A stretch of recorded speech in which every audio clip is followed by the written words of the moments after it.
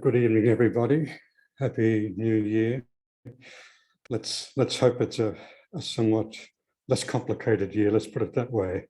Maybe things will settle down after a while with this COVID. And thank you for attending in person. We're sad we could have had a lot more people here tonight, but we have to be a bit careful about numbers. But I do appreciate you're still coming out and wearing masks and observing all the safety issues. Tonight we have a reading. We'll start with a reading by Pravrajika Sridharapana on the Kalpatharu day, the day that Sri Ramakrishna blessed his disciples with deep spiritual experiences. Then Devina, Nayyar will be giving a talk on Holy Mother, and also Gayatriprana will be giving a talk. And then there'll be some food packets that we'll distribute to you to take home. So now we'll start. Invite Sridharapana to come and do the reading and talk.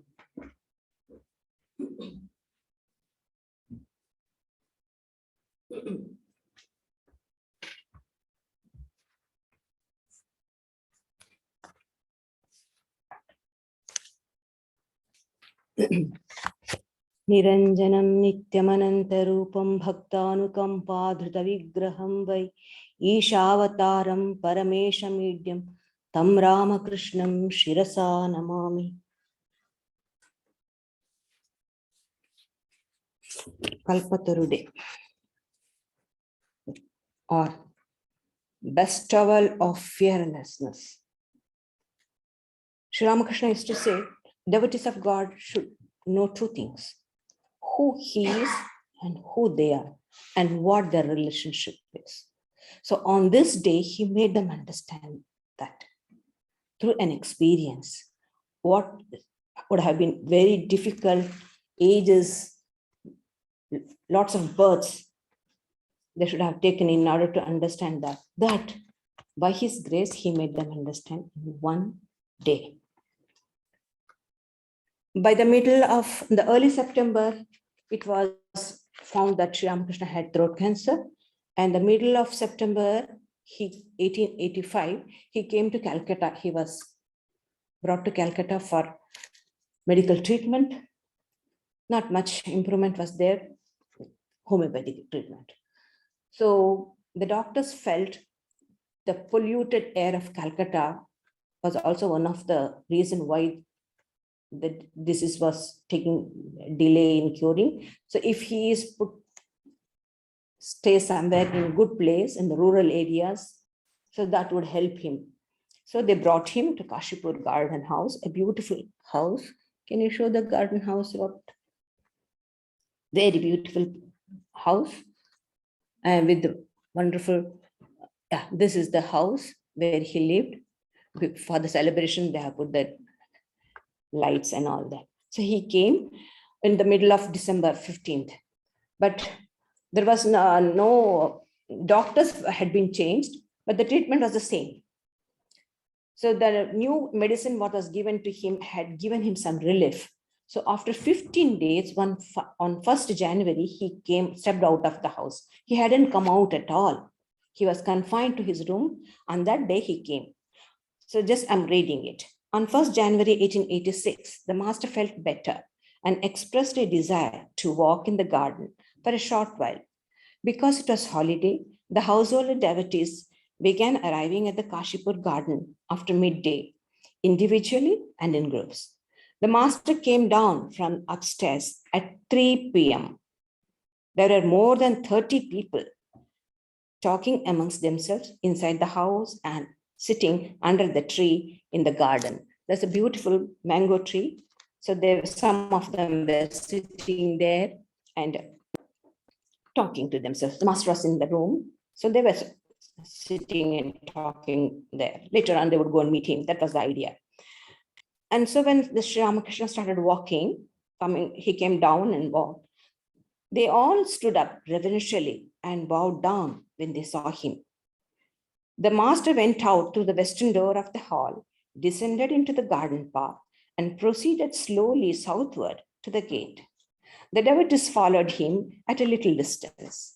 When he reached the midpoint of the path between the house and the gate, the master saw Girish, Ram, Atul, and a few others under a tree on the west side of the path.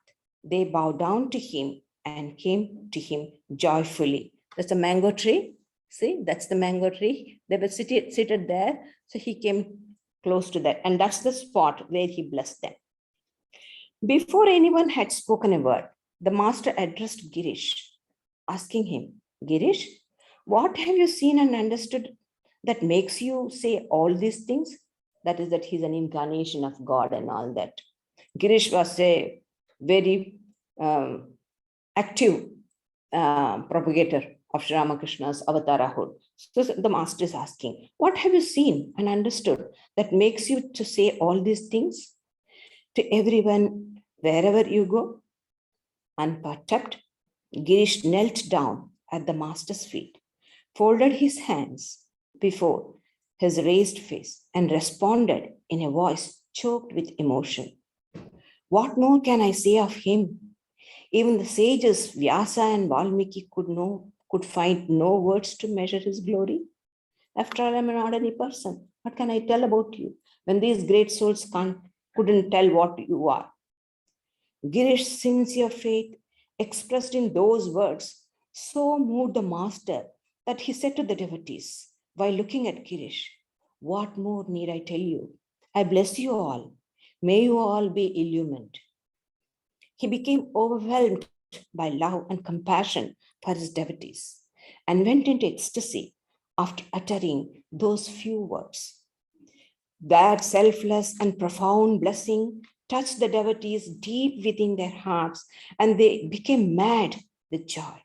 They forgot time and space. They forgot the master's illness. They forgot that they had vowed not to touch the master until his recovery, because the very touch, it used to increase his disease, the impurities, and also they had decided they will not touch the holy person of Sri Ramakrishna till he becomes all right. They completely forgot on that day everything. Forgot everything.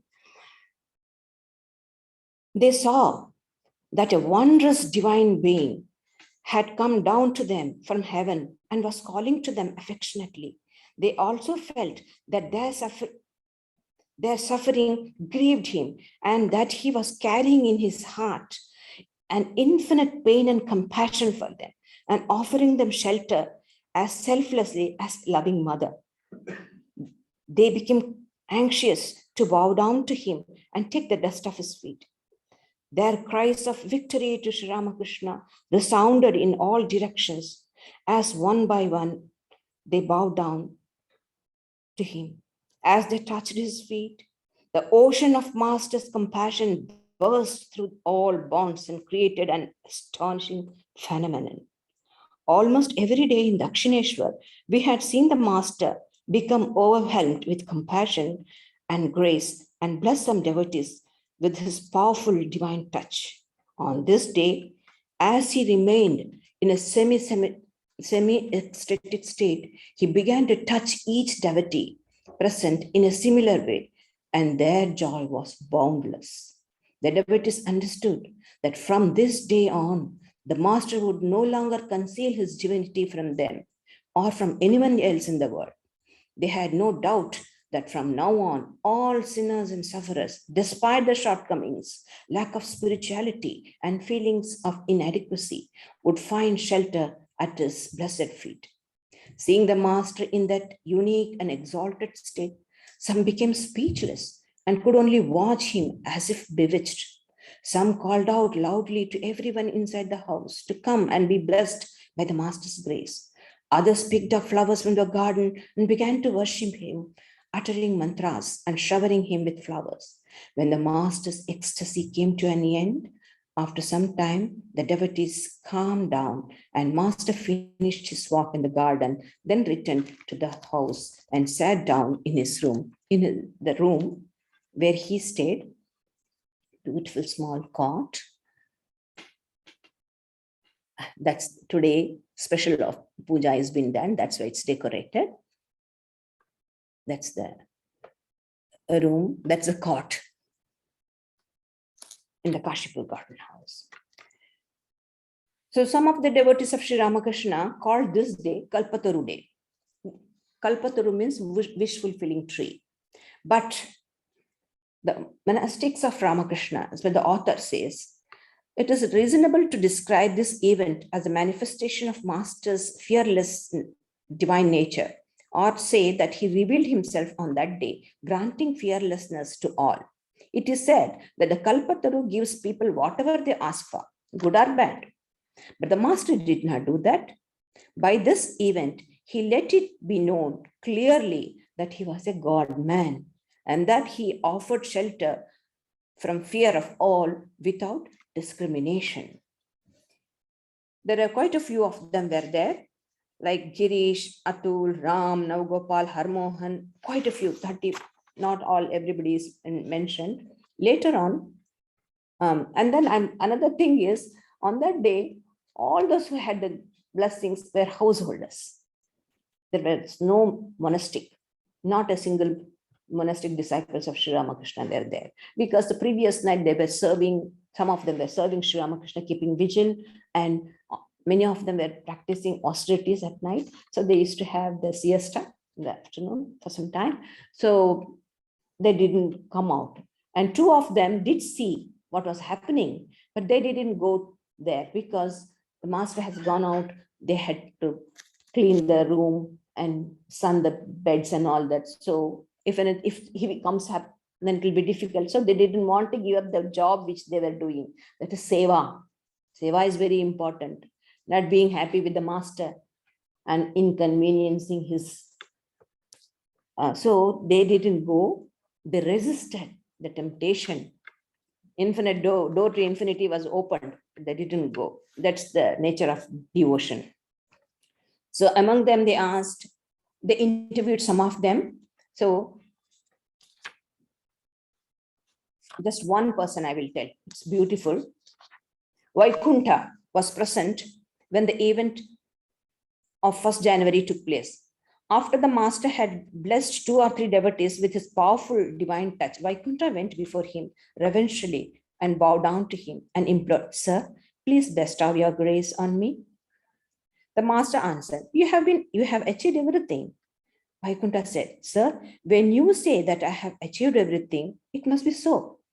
Kindly help me so that I can understand it a little." The Master said, "All right," and gently touched his chest for a moment. Vaikuntha described it thus. "Consequently, a wonderful change came across my mind. I began to see the Master's gracious, smiling, and luminous form in the skies, in the house, the trees, all human beings, and in everything else I saw in all directions. I was overwhelmed with extreme bliss. At that time, I saw you both," that is, these 2 disciples were cleaning, "and I called you all come wherever you are, come here right now." And that spiritual mood and vision continued for days, even in waking state. I was amazed and spellbound by seeing the Blessed Master in all things. He saw the spiritual consciousness in everywhere. This experience remained whether I went to office or elsewhere on business. My work suffered because I couldn't concentrate on my regular duties. When I realized this, I tried unsuccessfully to stop that vision for a while. I now understood a little why Arjuna was afraid when he had the vision of the cosmic form of Lord Krishna, and why he prayed to Krishna to withdraw it.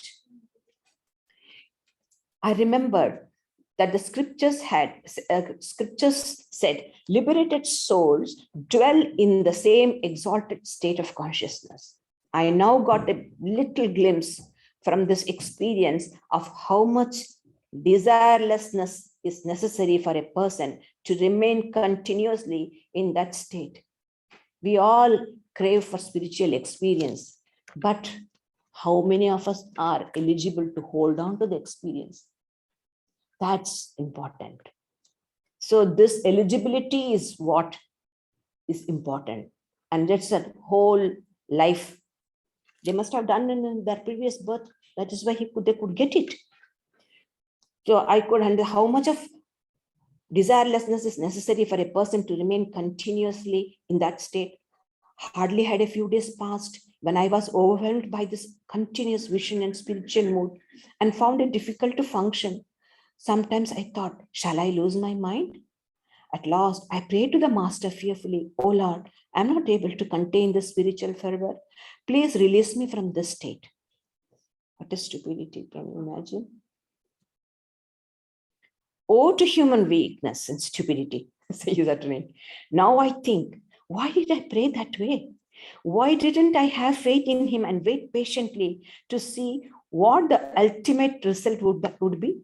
I might have become mad, or my body might have dropped away. Soon after that prayer, my vision and spiritual mood abruptly came to an end. I was fully convinced that my experience came to an end by the same person from whom I had received it. But perhaps because the complete cessation of that vision didn't rise in my mind as I prayed, he kindly kept a little of that experience in me. I could see that divine, effulgent, gracious form of the Master several times a day and was overwhelmed with joy and blessedness. So this is a great day. All we need to be grace-worthy, and the Master's grace will certainly descend on us.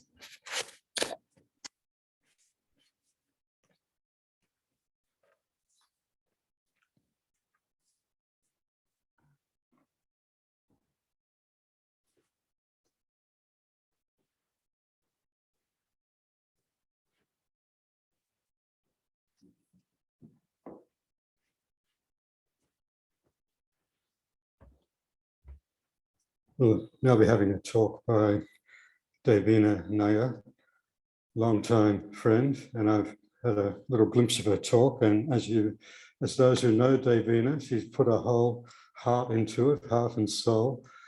And so it's a very nice talk which you're about to hear. Please continue.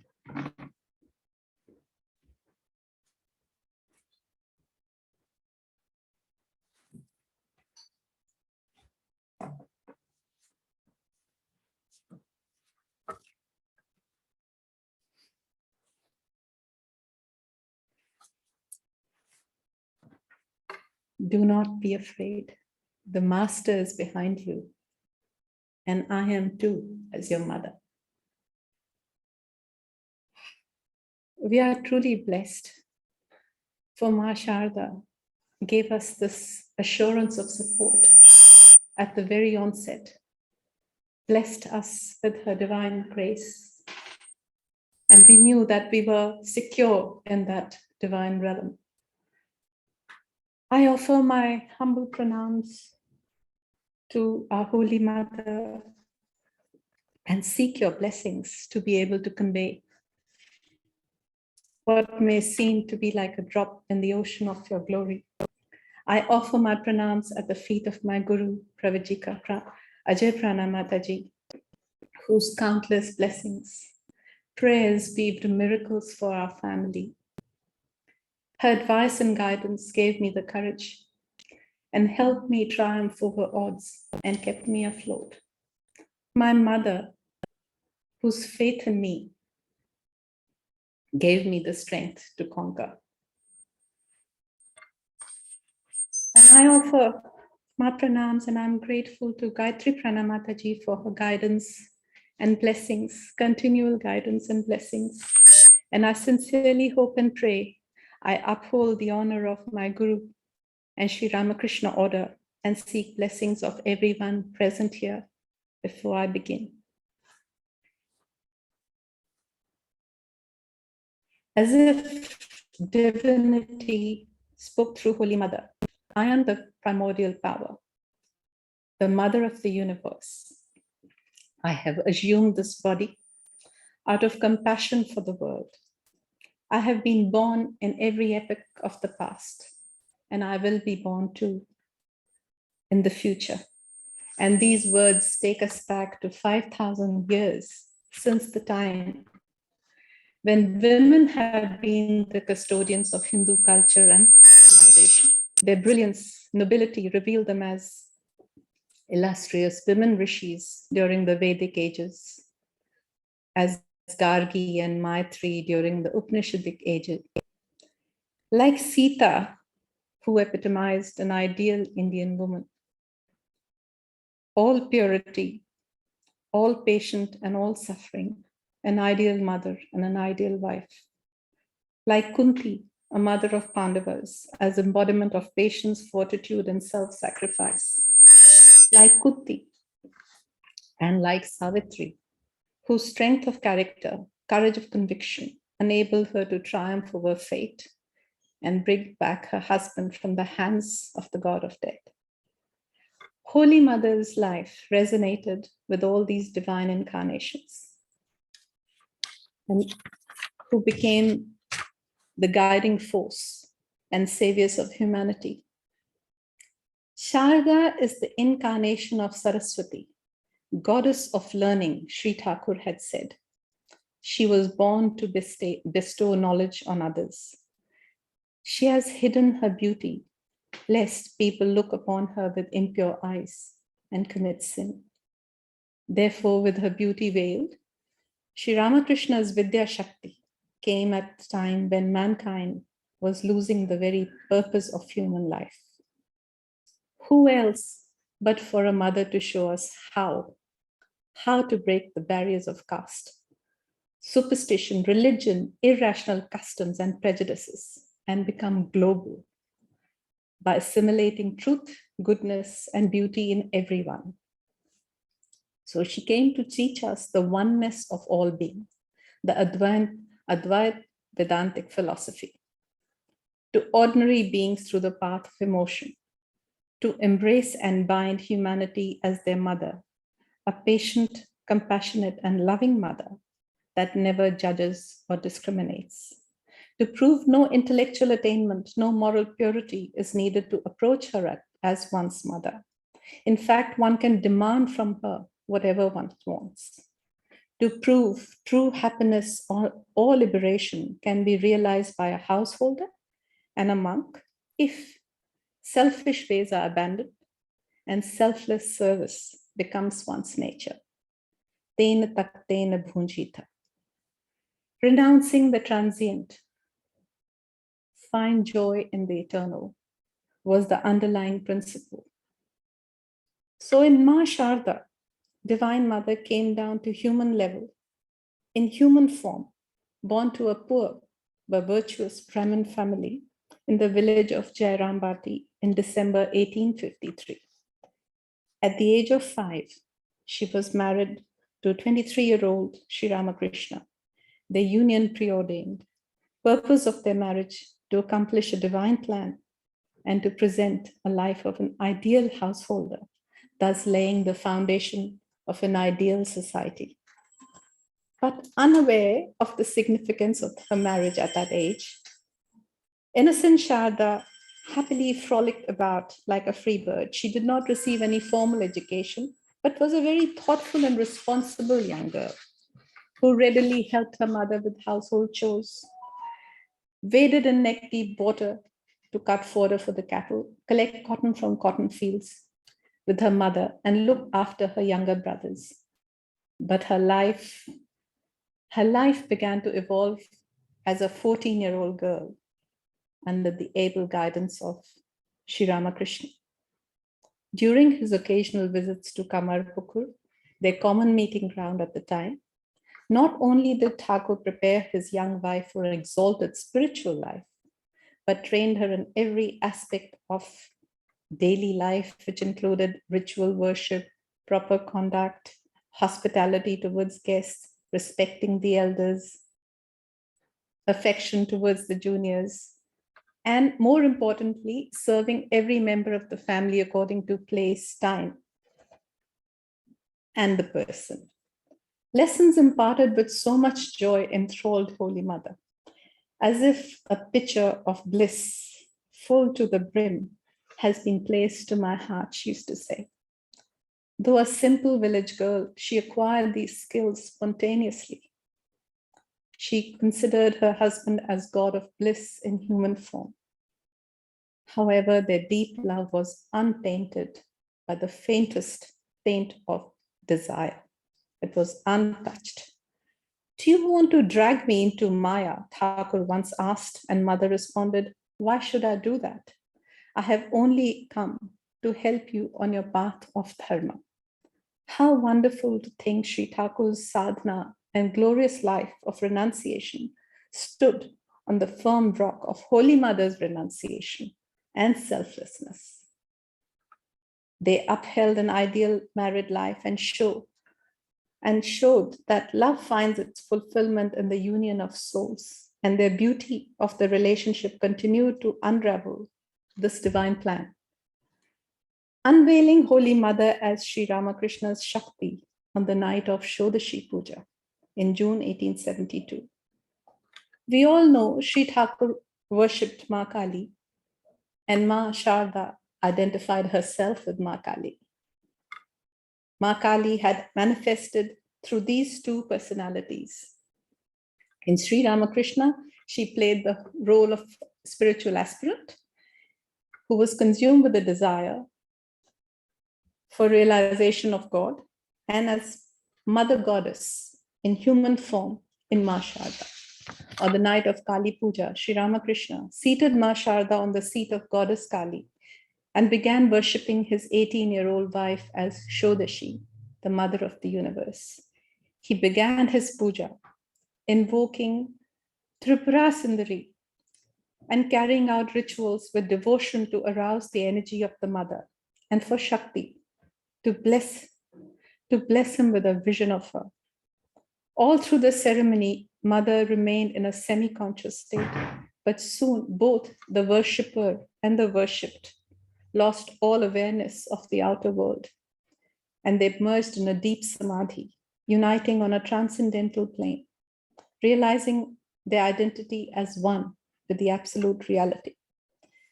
Thus, Ma graciously enabled Thakur. She enabled Thakur to realize her divine form.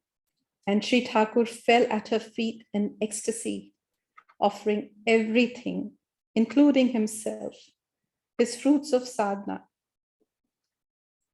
Holy Mother's worship to him was the culmination of all pujas, and he never performed any other puja since that day. In Sri Ramakrishna, we saw, this has really struck me, like I've become very emotional reading this, how in Sri Ramakrishna, we saw how intensely a man seeks God. And Mother showed us how intensely God seeks man. But for Ma Sharda, she remained the modest, shy, and devoted wife and a daughter-in-law. She was unaffected by the ceremony, by the puja. Apart from meditation, most of her time was spent in preparing special food from Sri Ramakrishna and the growing number of his devotees. But service to Sri Thakur remained her priority. She learned sacred mantras from him, and he also showed her how to initiate people and guide them in spiritual life. Holy Mother led a profound spiritual life inwardly, but gave every attention to every little detail in relation of her worldly duties in silence and grace, delivering them effortlessly. Her tiny room in Mahabhat, in Dakshineshwar, where she lived for 13 years, bears testimony to Ma's extremely busy routine and how she endured countless inconveniences and hardships, her ailing health and that of her husband, but never lost her composure. Destiny left her grief-stricken after Sri Thakur passed away in 1886, knocked her with several blows as financial hardships mounted, but Mother did not complain. She faced public criticism for continuing to wear her bangles, bindi, and red-bordered sari as a widow, but devoted to the divine will of Sri Ramakrishna. She did not relent. Don't be afraid. Human birth is full of suffering, and one must endure everything patiently, taking the name of God. And this is even profound for me. None, not even God in human form, can escape the suffering of body and mind, Mother said. After passing away of Thakur, you're giving spiritual solace to people? Umesh Babu had asked of Mother. We have never heard of Shakti of any other incarnation do this. And Mother merrily responded by saying, Thakur saw Mother in everybody. To demonstrate the motherhood of God, he left me behind. Her external beauty was veiled, but her powers, though subtle, were not hidden. Swami Vivekananda said, Mother had this restraining power to help humanity overcome and evolve, and that restraining power stemmed from her compassion and understanding. There were instances when disciples were left awestruck, watching Holy Mother subdue a mentally deranged disciple, and when she restrained her mad aunt who attempted to strike her with a burning log. She embraced humanity through her love and understanding and gave refuge to all. It was her nature to feed anyone who came to their house at any time with the same tenderness of their own mother, and she would even remove their leaf plates and clean the place herself, despite devotees resisting and begging her to let her help. Her life was a saga of patience, mother's love, a love that never judged and discriminated. Her concern for all those who sought refuge in her was unlimited. I am the mother of the wicked, as I am the mother of the virtuous. Never fear when you are in distress. Just say to yourself, I have a mother. Whoever came to her from any background, caste, or religion, felt here was the one before whom they could unburden their mind. There's a story of Muslim weavers. They used to regard Mother as their guardian angel, who had to actually resort to theft after their weaving trade collapsed. Eventually, they went to Holy Mother for help, and despite the knowledge of their unlawful behavior, she gave them opportunities to work. Because she never judged, she showed us how cleansing it was to forgive. Forgiveness itself is a great spiritual discipline, she would say. There's another instance where a woman who had not led a chaste life confessed before the Holy Mother, seeking redemption. Mother not only embraced her with great warmth, but she also assured her, don't worry, you will get over all your sinful tendencies, and then advised her to be sincere in her spiritual practices and gave her initiation. There are many instances to show how Holy Mother fought the tyranny of caste system in her own way. To cite a few, there was two stage actresses. They were considered outcasts at the time, were invited by Holy Mother to visit her house and sing devotional songs despite raised eyebrows. Pitambar Nath, who belonged to a backward community, became overwhelmed with joy when Mother called him a son and initiated him. There's an instance when Mother asked an untouchable boy during Durga Puja to come inside and offer flowers at the shrine, and then joined him by reciting the mantras with him. In navigating her ways through the old and modern, Ma Sharda exemplified the deeds of a silent evolutionary. She accepted only those customs good for the society and ignored the rest. At that time, crossing the ocean was considered losing one caste. But Ma gave Swami Vivekananda, permission to go to America. Holy Mother's unconditional love extended to all Western disciples of Sri Ramakrishna after Swami Vivekananda's successful mission in the West, and looked upon them as belonging to the spiritual family of Sri Ramakrishna. Despite the fact her life belonged in the realm of traditional and orthodox, she consented to be photographed by a European to fulfill the desire of an American devotee. Thank you, Ma.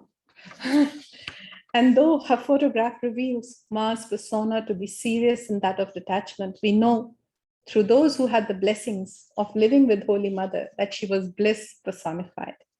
A gentle cheerfulness was always about her, and a lurking sense of humor which made it possible to talk to her of anything, said Devnata. And in Prafulla Kumari Devi's words, he who had seen mother's smile but once can never forget it. Positivity, quick wit were distinct features of her quiet, unassuming personality. She had a natural flair for conversation. Her carefully chosen words resonated with life experiences and of world beyond. Love is our forte, she would say. It is through love that Ramakrishna's family has taken shape. Ma Sharda was renunciation and purity incarnate, yet she played the role of a nurturing mother, a householder, assuring her continued protection to all spiritual aspirants and devotees of the Ramakrishna order. She also gave shelter to many revolutionaries and patriots at the time of freedom struggle. She opened the gates of liberation to all. And she never, again, I become very overwhelmed when I think mother never judged or discriminated. She never evaluated eligibility of a disciple before giving initiation. Her compassionate heart embraced all those who approached her, and she assured them salvation. So you're secure just by being in her presence. What Sri Ramakrishna came to start was completed by mother. I'm here to fulfill your mission, she had assured him, and became the mother of the order. Though she was not directly involved in administration, she played a key role as the advisory head of the order. In a letter to Mrs. Hammond, Sister Nivedita wrote, Holy Mother is literally their first thought in every emergency. Ramakrishna order, comprising of Sri Ramakrishna Math and Mission for Men, and Ramakrishna Sharda Mission of Women and Sri Sharda Math, is concretized form of the prayers and power of Holy Mother. Swamiji's emotional tribute for Ma, when he said, Mother, hundreds of Vivekanandas may appear in future by your blessings, but there can be only one mother like you in this world. Holy Mother wasn't just a custodian of Ramakrishna's spiritual power for the welfare of the world. She is the only consort of incarnation of God to have played such important role in spreading his message of oneness into action. She is the supreme preceptor and pathfinder like Vedmata Gayatri. Her life, a lesson in endurance, compassion, and unconditional love. Her last message of universal goodwill was a parting gift to humanity. Remember one thing. If you want peace of mind, give up fault finding. Learn to treat everyone as your own. No one is alien to you. Mother, therefore, wants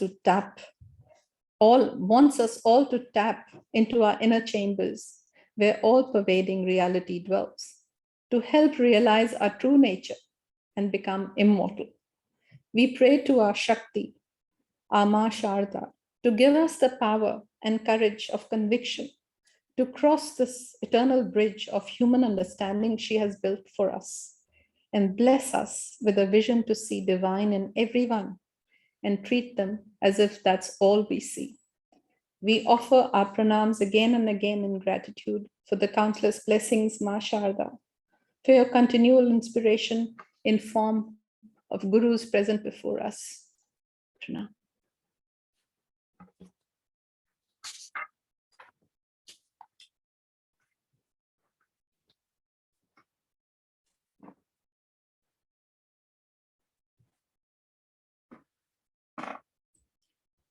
Thank you very much, Devina, for preparing that talk so well and delivering it so well with your whole heart there.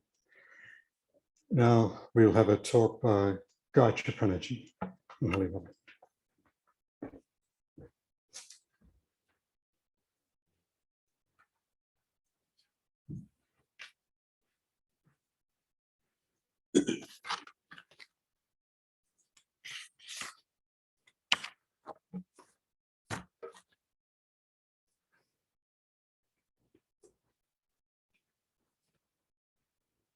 कृपां कुरु महादेवी सुतेषु प्रणतेषु च Charanashraya Danena Kripamayi Namostute.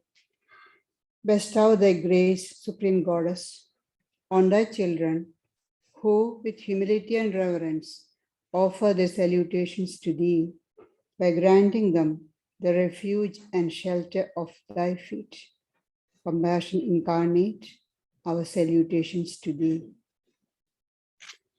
I have chosen the topic, Holy Mother, the shining example of practicality.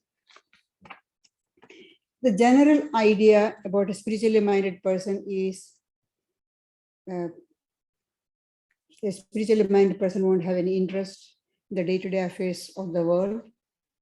He's a dreamy person, not at all practical. And what can we, the modern people, learn from such a person? And what can we learn from Holy Mother Sri Sharada Devi? We all agree that she is a highly, eminently spiritual person. But on the top of that, she is rustic, almost unlettered, with no contact with the world at large, lived in the midst of her family, looking after them, just like any other widow. So that's a picture, a casual reading of Mother's life gives us. So what can we learn from her? Is there anything worth learning from her? The question comes. But a deeper study shows a different side. Miss Margaret Noble, who later became Sister Nivedita, the Irish disciple of Swami Vivekananda, gives us a completely different picture of Holy Mother. Now, Miss Noble was a highly intelligent lady who founded the Wimbledon Literary Society, and she was one of the founders of the Sesame Club, a cultural body where she gave lectures and also interacted with thinkers and writers like George Bernard Shaw, Thomas Huxley, Yeats. And she was recognized as, I'm quoting, a woman well established in a brilliant career as a journalist, educationist, lecturer, and fighter for every kind of emancipation. That is, and all the adjectives for Miss Noble, Margaret Noble. So the evaluation of such a person should appeal to us. So she is highly educated. So it should be worth listening to. Let us see what she has to say about Holy Mother. In a letter to a friend, Mrs. Eric Hammond, she wrote, "Yet this woman," me referring to Holy Mother, "when you know her well, is said to be the very soul of practicality and common sense, as she certainly gives every token of being to those who know her slightly." Then Miss Noble continues, "She really is, under the simplest, most unassuming guise, one of the strongest and greatest of women." So it's no wonder that we are not able to recognize her, because she has covered herself in the unassuming guise. So Holy Mother, according to Nivedita, is the very soul of practicality and common sense.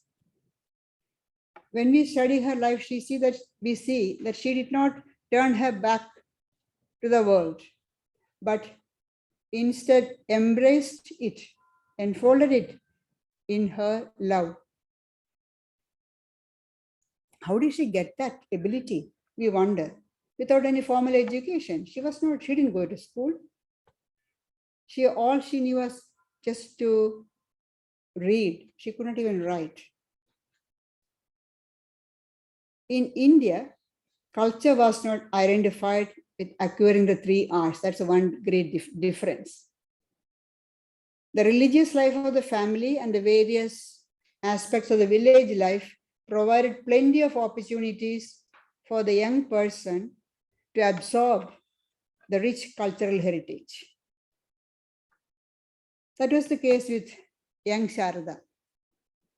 And then from her early teens, she studied the living book, the life of her God-intoxicated husband, Sri Ramakrishna. However, when she came to Calcutta and when was indirectly exposed to the new trends in the society, Sharda Devi realized the need for formal education, especially for girls.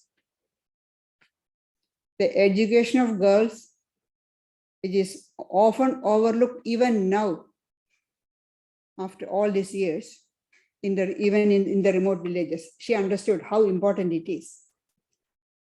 When you give education to a male child, you improve the condition of one person. You educate a female child, a girl child, you improve a family. That you see all over the world, not just in India, all over the world, wherever you. If you last year or year before last, there was an article, a lady from one of the African countries, I forgot the name of the country, and she was saying how the boys who got education, they never came back to the village to improve the condition of the villages. Whereas the girls, whoever, one or two who got education, they came back and stayed in the village and helped the villagers grow up. So this lady was citing the examples, giving the statistics. It's all over the world, the same thing. One girl educated, the family is in the condition of the family improves. We see that in our Ram Sharda Mission Center in Calcutta, in Dakshin Asia, we have a place for teaching the village girls spoken English and computer training called Tesik Pita. And there, one girl is educated. The family condition, she will be helping her siblings, and then the parents. Earlier, they may be living in a shack just with a few tarpaulin, that's his house. And this girl gets education, get a good job, and first thing, get a proper house for the parents, and then look after the siblings. Only then she thinks about her own life. This is a condition all over the world. The research network called Drawdown estimates that educating girls is the 6th most efficient action against climate change, ahead of solar farms and nuclear power. Education of girls and empowerment of women in general in developing countries leads to faster development and faster decrease of population growth. We can see that in India in the recent years. Now, Holy Mother, with her foresight, recognized the importance of education of girls. And she herself inaugurated the school that Sister Nivedita started for the local girls in the Bagh Bazar area of Calcutta in 1898. Brushing aside the opposition of the orthodoxy, she encouraged the girls to be educated and not forced into marriage if they are not keen. When some devotee complained that their daughter does not want to get married, Holy Mother said, let them go to Nivedita school and study. We can think about marriage later. She got her own women relatives, and the daughters of the devotees got admitted in Nivedita school. Let them study, let them learn. And because she realized that, or she believed that educating girls will improve not just or benefit not just the family, but the society in general. To give an instance, Sarala, who later became Pravrajika Gayatriprana, the first president of Sri Sharda Math, she was a student of Nivedita's school. And she was not interested in leading a married life. So she ran after a few years when she grew up, maybe 10, 11, 12, 13, like that. She ran away from home. And Sister Nivedita and Sister Christine, who was both disciples of Swami Vivekananda, who was also working with Nivedita in the school, they were not happy because they said the ideal of Indian women are Sita and Savitri, married life. Why should she divide us? Is girl Sarala running away from that? But Holy Mother was not concerned that way. She was concerned only about her safety because Sarala was in hiding. The parents may find out.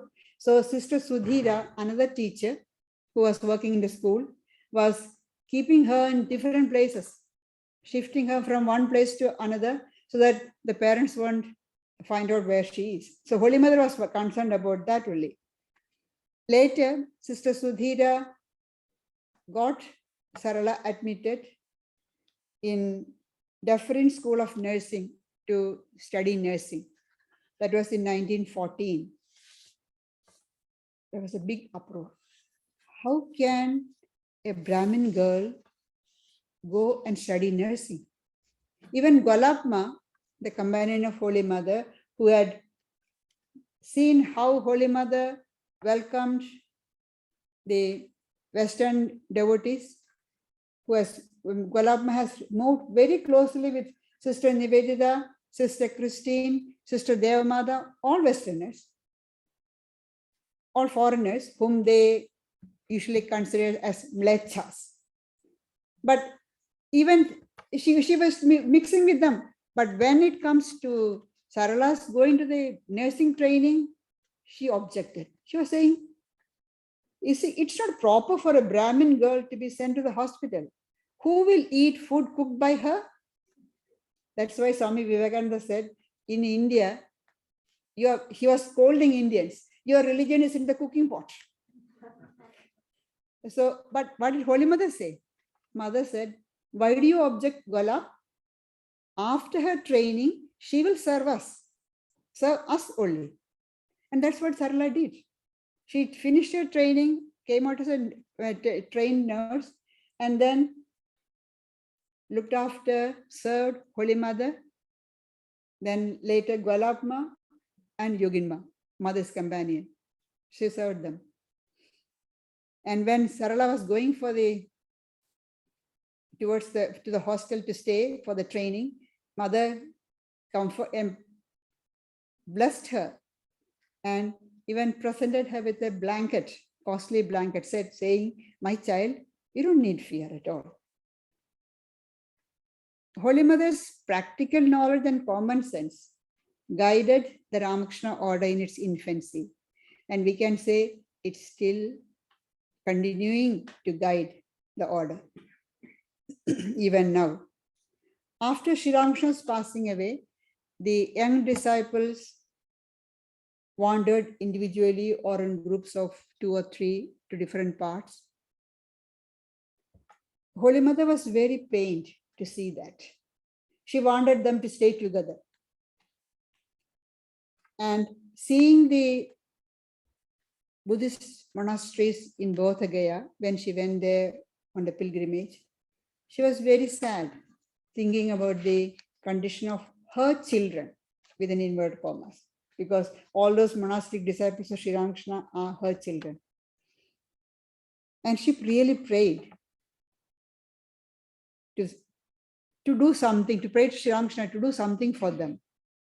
And so later, when the land was purchased in Belur for the monastery, Holy Mother was so happy, saying that at last my prayer has been, Sri Ramakrishna has heard and has been answered. And she said, at last my children has got a place to stay. Because she realized the need of an organization to spread the teachings of Sri Ramakrishna and to give practical shape to those teachings. Otherwise, within a few short time, once the disciples go away or die, the teachings will be lost. She wanted them to stay together, have an organization so that this teaching will spread all over the world and benefit humanity in general. And she wanted them to give practical shape to that teaching. See, one of the teachings of Sri Ramakrishna, once they were reading about the Vaishnava teachings, and part of it is Jive Daya, show compassion to humans, to living beings. Hearing that, Sri Ramakrishna went into a ecstatic mood and said, compassion. Who are you to show compassion? Compassion can be shown by God. Who are you to show compassion? You can serve. So that is the ideal Sri Ramakrishna put. Serve other beings, seeing the presence of God in them. And that to give practical shape to those teachings like this of Sri Ramakrishna, they need an organization. Holy Mother realized that. She, with her common sense, she realized the need for the organization. And it is because of her prayer, the whole order came into existence. When the Ramakrishna Mission was inaugurated in 1897, the first meeting, Swami Vivekananda told the devotees. It was a meeting of the monastic disciples of Sri Ramakrishna and the householders. All were there. So Swami Vivekananda was telling them, you look upon Mother as Ramakrishna's wife or as the wife of our Guru. Many of those disciples of Sri Ramakrishna looked upon Holy Mother as Sri Ramakrishna's wife. That's all. They didn't realize her divinity. Even monastic disciples, it took them time. Swami Vivekananda wrote from America to one of his brother disciples. None of you have realized the greatness of Mother. It will take time. But with her as the nucleus, Gargis and Maitris, the seers, women seers will rise up again. That was only Swamiji recognized at that time, in the beginning. Nobody else. Slowly, it took time. And the household disciples, even it took more time for them to recognize or realize. Because now, as far as they are concerned, she is just a name. They know that Ramakrishna's wife stays there. Nobody has seen her. Nobody's. Later, they could meet Mother, but meeting Mother means just seeing the 2 feet. That's all. Anyway, we'll come to that later.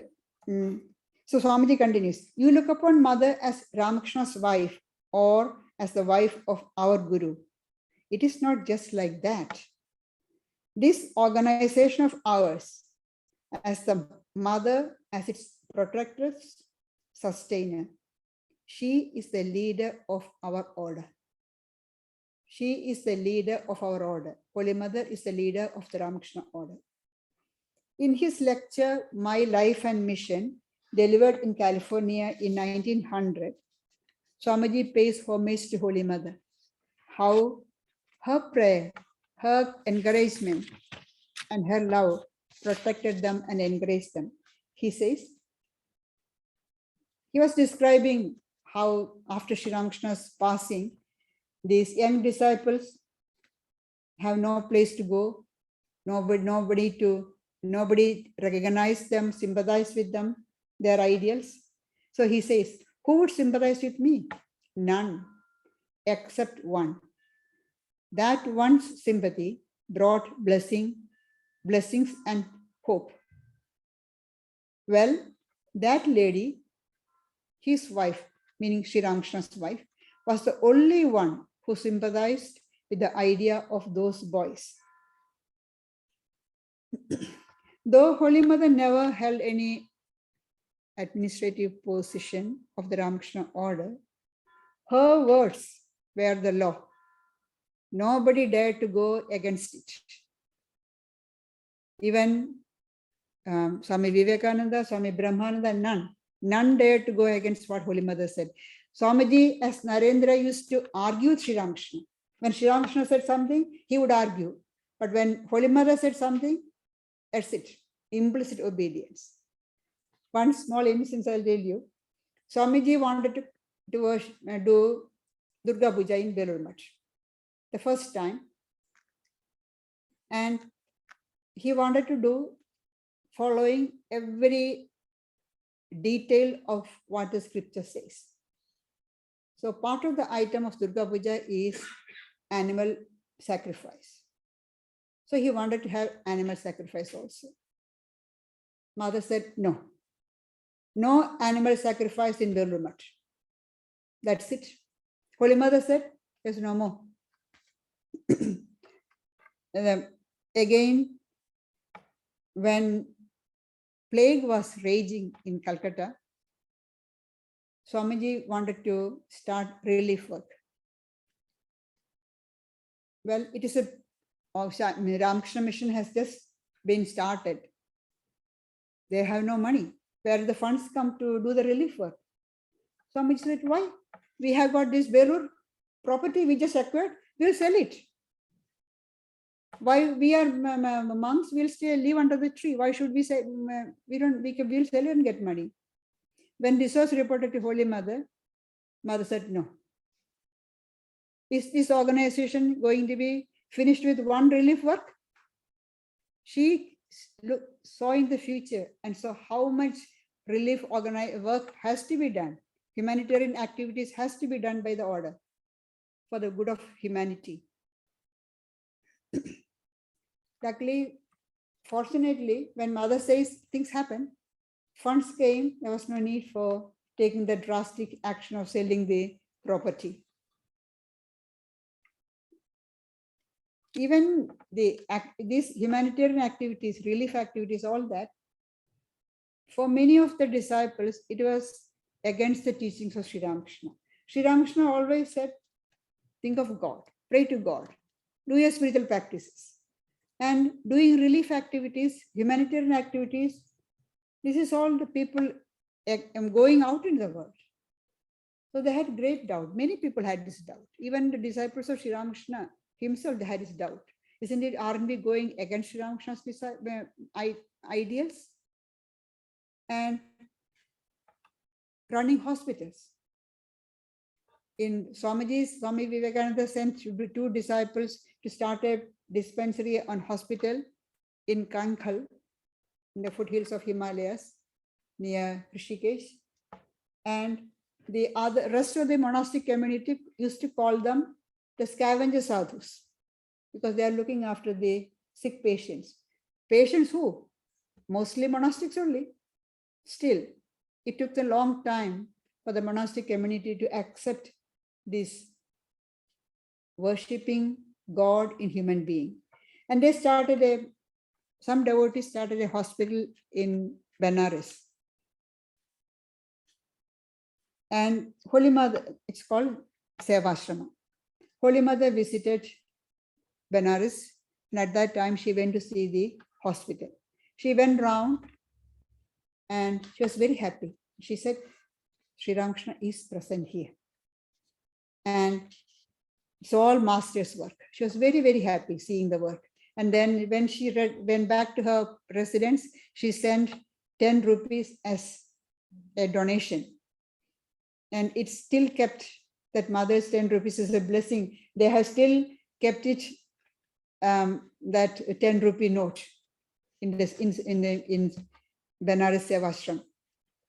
Now, Yam, the record of the Gospel of Sri Ramakrishna, was also in Benares at that time. Yam was of the opinion that the monks should not engage themselves in hospital work, relief work. They should be concentrating on spiritual practices like japa, meditations, scriptural study, and all that. When Mother said, this is all master's work, Swami Brahmananda asked one of the young monks to go and ask Yam, or report the whole thing to Yam. that mother came and saw this, and mother said, it's all master's work. So what do you say now? M laughed and said, what can I say? When mother says, it is so. So for everybody, when mother says, there is no other way. Her word is the law. And that's why Sister Nivedita said, in everything, she is their first thought. A disciple, a monk, once expressed doubts about the activities, doing all these humanitarian activities. See, look at the practicality of Holy Mother. Mother's replied, who can do Japan meditation 24 hours? You cannot do that. That is why Narayan started all these works. That is Swami Vivekananda. Otherwise, why should the people feed you? Because you are doing work for the society, the people are feeding you. So how practical she is. And she encouraged the monks when they were doing relief activities and asked all the details, how the work was going on, and to give them encouragement and also pray for their relief. Nivedita further says, I have never known her hesitate in giving utterance to large and generous judgment, however new or complex might be the question put before her. See, I have never known her to hesitate in giving utterance to large and generous judgment, however new or complex might be the question put to her. I want to tell you one incident for that, in example for that.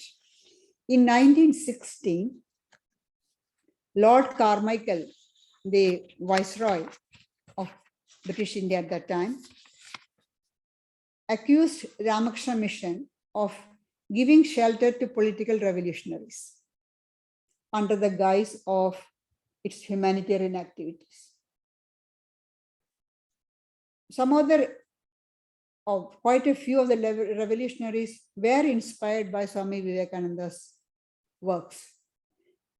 When some of them, when they were arrested, the government found they had two books with them, some works of Swamiji and Bhagavad Gita.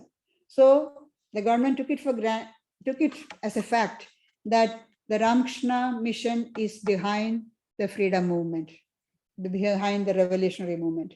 And some of the revolutionaries, a few of them, had given up ties with the revolutionary movement and had joined the order, had become monks. Now, accusing the Ramakrishna Mission of protecting the revolutionaries is a big problem for the whole order and the devotees. So some of the supporters and devotees suggested to Swami Sharadananda, the General Secretary, that it's better to expel those monks who had joined. And these young men were cut off all the ties with the revolutionary movement, and they were sincere spiritual seekers. So Swami was in a dilemma what to do. So he naturally went to Holy Mother, told her all the details, what's the situation and everything. Mother heard everything calmly, and then very firmly she said, the master was the embodiment of truth. These boys have taken shelter in the master, embraced his ideal and become monks. Why should they pretend? Then she advised Swami Sharadananda to meet the Viceroy and explain everything to him, saying that he will understand. That was what's done. And a meeting with the Viceroy was organized, and Swami Sharadananda explained everything, the Ramakrishna Mission's position, stand. And 2 weeks later, Lord Carmichael, the Viceroy, wrote to Swami Sharadananda, apologizing for his remarks at the Durbar statement about the Ramakrishna Mission and withdrawing it. And it was maybe the first time, it's the most unusual thing to happen for the British government British Viceroy to apologize and the Darbar statement and withdraw it in writing. Sri Ramakrishna taught Holy Mother to adapt according to time, place, and person. He also taught her how to deal with others, both within the family and outside. How well Mother had absorbed those instructions can be seen in her dealings with the Western ladies. In 1898, 3 Western ladies, Mrs. Arabul, Miss Josephine MacLeod, and Margaret Noble, who later became Sister Nivedita, met Holy Mother at her residence. In spite of language barrier, Mother received them affectionately and treated them as her daughters. When refreshments prasad was given to the visitors, Miss MacLeod held the plate to Mother, asking, "Won't you share with us? Won't you eat with us?" Holy Mother readily agreed and ate a few pieces of the prasad from that plate. Now, it may seem very, what's strange? What is there? What's great about that? Nothing extraordinary. No. But you have to remember, it happened in 1898. The society was very, very orthodox, very rigid about caste rules. Food touched by a foreigner, nobody will eat that. Not to speak of a Orthodox Brahmin widow. The strict caste rules were very, very strict. In ordinarily, Holy Mother observed all the Orthodox customs, especially in matter of food.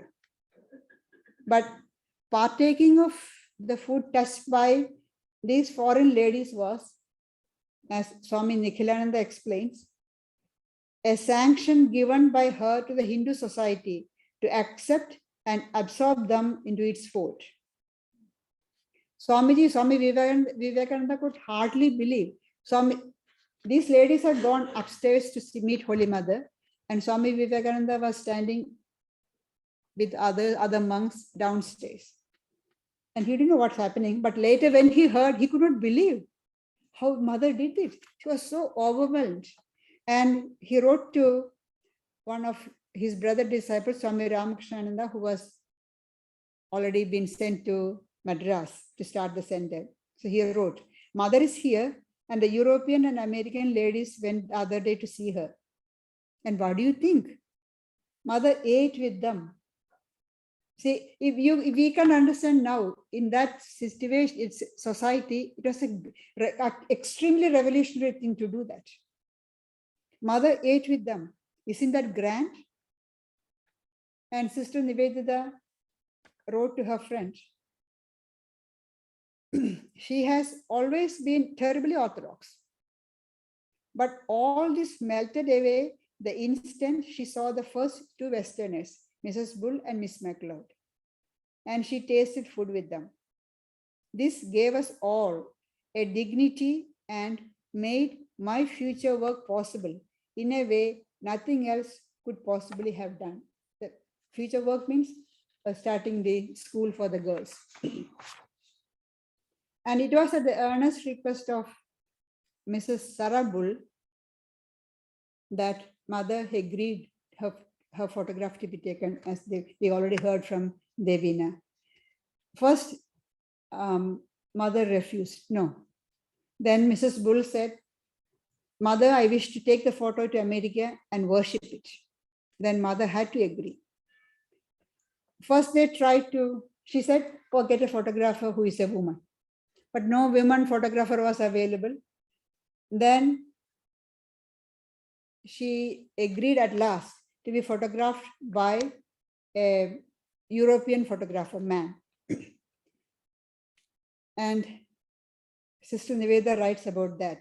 That photograph was the first time she had ever looked at a grown-up man outside her own family or been seen by one. Neither the disciple, neither Sri Ramakrishna or any of the disciples have seen Holy Mother's face. And so we are eternally grateful to Mrs. Bull for giving us this photograph, the photograph which we worship in the shrine. Just like this one, the painting, all the same. And how could she refuse it? Because once when Sri Ramakrishna asked her to do, not to do something, not to give, actually, not to give his food to anybody else, but carry it herself, she said, I'll try my best, but I cannot promise.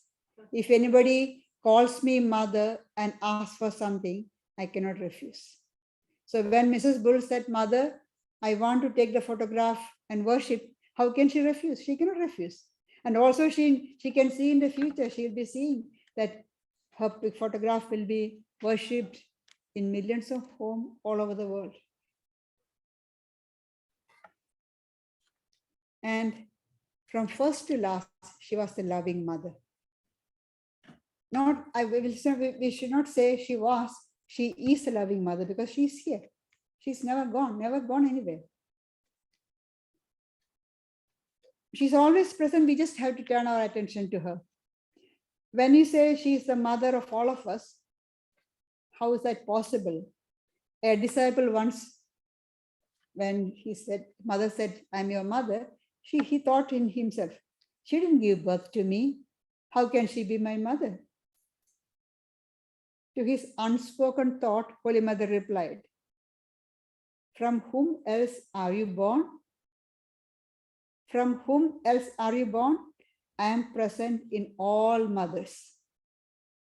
So the Chandi says, Ya Devi Sarva Bhuteshu Madhuri Rupena Samstita. The Divine Mother who is present in all mothers. That's Holy Mother. And Mother gives us the assurance. Whenever you are in trouble, remember you have a mother. That's all. Whenever you are in trouble, wherever you are, whenever any trouble comes, remember I have a mother. Why should I be worried? I have my mother. And Mother's blessings will be on all of us. Thank you.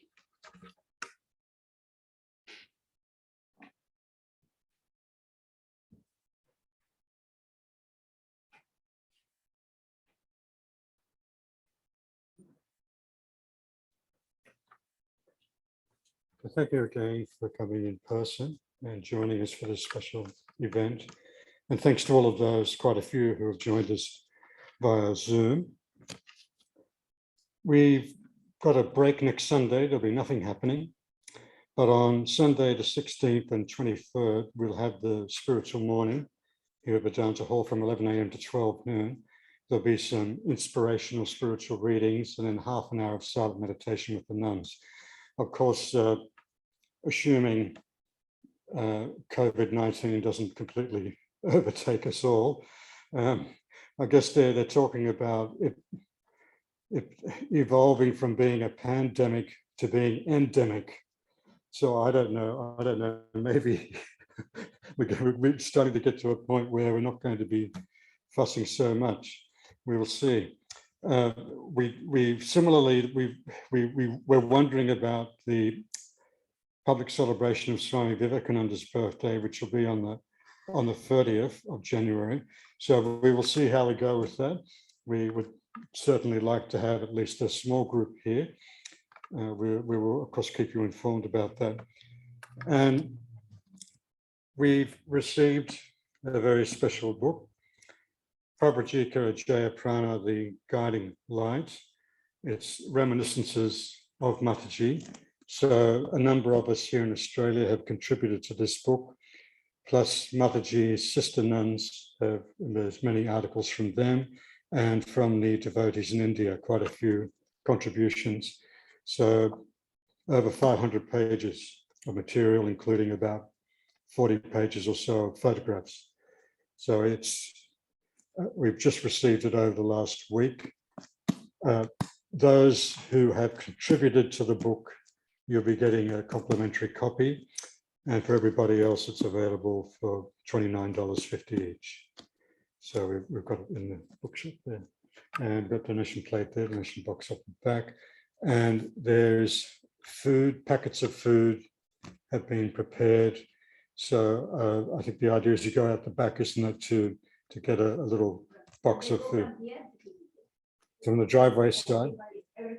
Yeah, so please get your packet of food. So, you know, we're being careful about COVID. We're not having you eat here. Safer that you just get your packet of food and you can leave then. All right. Happy New Year again. May it be a better year.